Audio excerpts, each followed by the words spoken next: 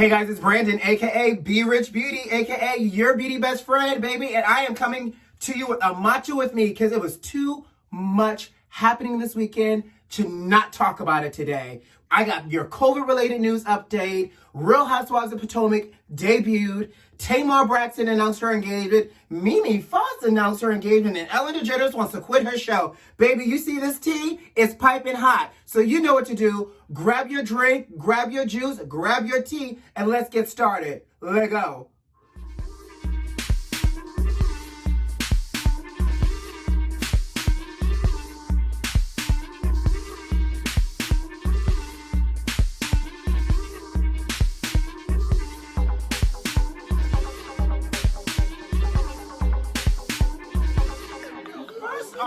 Can we just pause for the cause and acknowledge two things? One, I'm still here. I did not get swept away like Dorothy in the hurricane that was supposed to hit Florida this weekend. Thank you, Jesus. Thank you, baby Jesus. And thank you, Lord, that he, your beauty best friend, is still here. My Lord. Second, I got to give a shout out to the Scott Shop for designing and sending me my own B.Rich Beauty t-shirt. What? Thank you, Brandon, at the Scott Shop. I'll drop the link below because they have tons of cute things in the Scott Shop.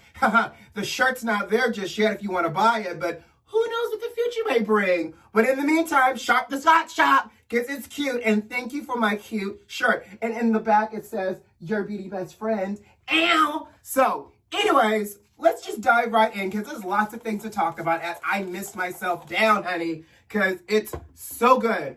So, Real Housewives of Potomac premiered last night on Sunday. Did you guys watch? I did. And baby, when I tell you, they're setting this season up to be so delicious.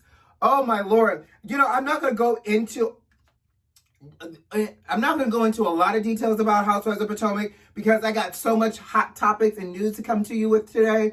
But I will say there were some real great catchphrases that got dropped during this episode yesterday that I just could not resist. So obviously you guys know Gizelle Bryant is back with Jamal Bryant, her ex-husband, who's the pastor at New Birth Missionary Baptist Church in Atlanta, right? You know Gizelle divorced Jamal because Jamal cheated on her. So, you know, they divorced, whatever, went about their way. So apparently Jamal and Gizelle are rekindling their relationship in the love. The get you gotcha was the shade and the comment coming from the cast members doing the confessional. Did you not catch that Candace said, Candace goes, oh, they're back together? All right. I hope you use a condom, sis. Oh, I hope you use a condom, sis. My Lord. Then Monique hits us with, she's back with Jamal. She's trying to get some of that church tithing money. You know, AKA, I guess the coin is to help go towards the cabin that she bought, or according to the tweet of Candace, the $900,000 cabin. Shade. So good luck to Gizelle and good luck to Jamal for trying to rekindle that love, honey. So Candace in this episode also celebrates her 1-year anniversary. Shout out to DJ Trife for being the DJ and the MC. Love DJ Trife. He's based in the DMV area as well. But the shade was, it was a cash bar. So she had this beautiful diamonds and denim party. The kids showed up in their diamonds and denims and their own iteration of it. But baby, Karen had me on the floor when she went to get a drink at the bar. And they told her it was cash. Her response, to each their own. Ma'am, I know it's a party, and we know that parties are a lot more fun when there's libations involved, but a cash bar? Anyways, moving on. I will be tuned in for all the drama this season, especially they gave us a clip of what's to come. So it's about to be good old drama. I'm excited to see what Wendy's gonna slay, and I'll do another video going over their confessional makeup looks as well. So stay tuned for that separate video to come shortly. Okay, what's next? Oh baby, let's talk about Faust. First of all, oh, by the way, today's the first day back to work after vacation, so he's getting a full beat today because, you know, I have on-camera appearances for work, honey. Zoom, zoom, zoom. So let's talk about Mimi Faust. You know, the baby mama to Stevie J, Mimi Faust, you know, the Love and Hip Hop Atlanta superstar. You know, Mimi Faust with the infamous, you know, entanglement tape with Nico. You know, the entanglement tape that proved that shower rods in a hotel room are built for tough. Yes, that Mimi Faust. She is engaged to a WNBA veteran by the name of TAMAR Young. Now, I'm all about love wins, and I'm here for it. I just didn't realize she was so fluid to go from Stevie and to go from, according to the entanglement tape, allegedly from Nico and everything that Nico was working with, honey, to TAMAR Young. But baby, congratulations, love wins. She's had men, she's had ex-husbands, now she's engaged to a woman, and I'm still single. I'm not bitter. What's next? Oh, let's talk about COVID news update. I got so excited about Housewives of Potomac, I got all out of order. Baby, let's also take a moment to praise God that the one, the only treasure to the Black community, Mr. Idris Elba, has survived the Rona. Y'all know he got diagnosed and he announced that he had the Rona back in March, right? And he was quarantining in New Mexico. Praise the Lord. Idris is better. He is healed. Hey, somebody. And he is doing good, because I'm telling you, I can't.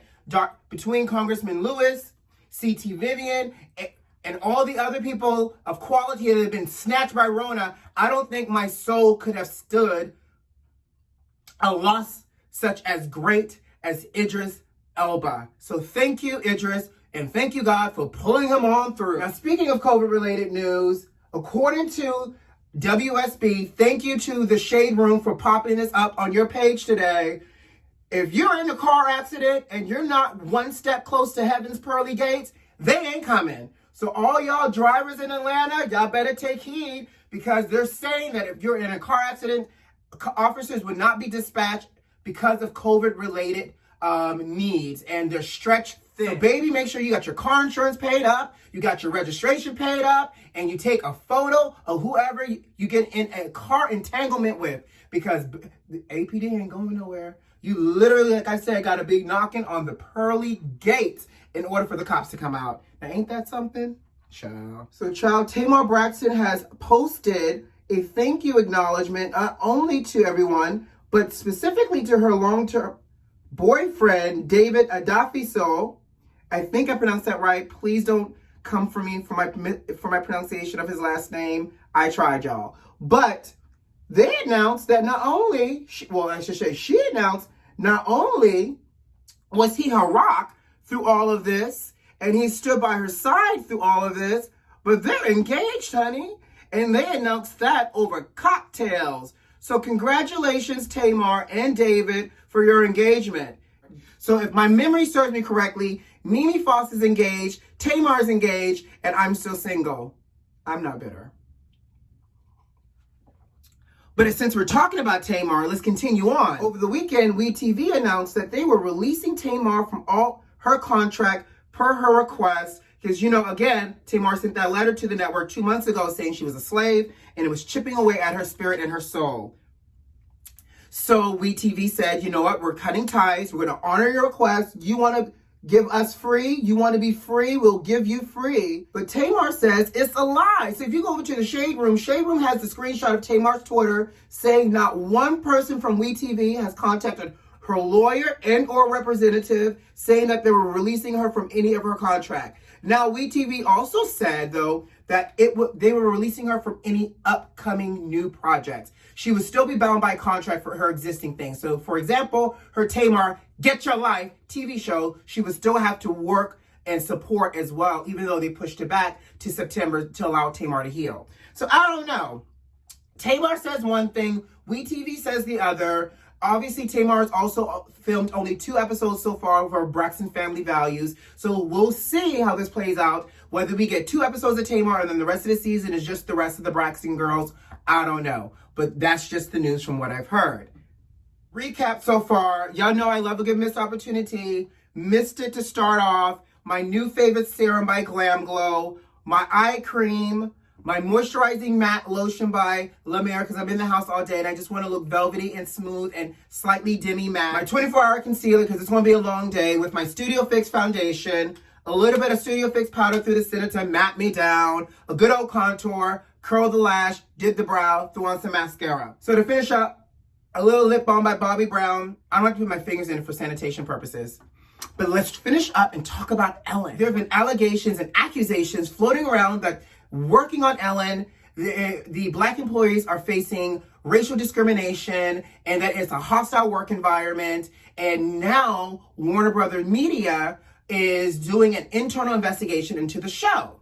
Now, fast forward, or rewind, I should say, over the weekend, Ellen put a statement out saying, obviously, she was not aware of it. You know, when she started the show on day one, it was meant to be a happy place. She's so concerned and taken back, and she apologizes for not being more hands-on with the day-to-day. Obviously, she hires people to manage the day-to-day life. You know, that's why executive producers exist. The accusations and the allegations are towards the 3 executive producers saying that their employees are experiencing microaggressions, that they're being racially discriminated against, so forth and so on. Now, I get it. When you're Ellen, you don't have time to deal with the HR things, but you should be aware of what the culture feels like within your space on your show. Now, the kids, though, and the employees are not happy with the statement because they're saying that she's shifting blame onto the producers because if the people that had the issues with the producers went to the producers, they would have been fired. They're saying she needs to own more of the blame, don't shift the blame over the producers because it's her name on the show. Now, with all that being said, Ellen is having a whole moment because she's like, I can't go on. I don't know if I want to continue doing this show. So, Ellen may pull the plug on her own show because now the brand of the Ellen show is starting to get tarnished. Y'all let me know what y'all think about that. Would you miss Ellen? Would you not miss Ellen? But I gotta go because I gotta start my day. So, I hope you enjoyed Matcha with me. Baby, I told you it was a lot of stuff going on today. If you liked the video, don't forget to subscribe and like the video and leave me a comment. Until next time, love you lots and have a great day. Wear your mask. Bye.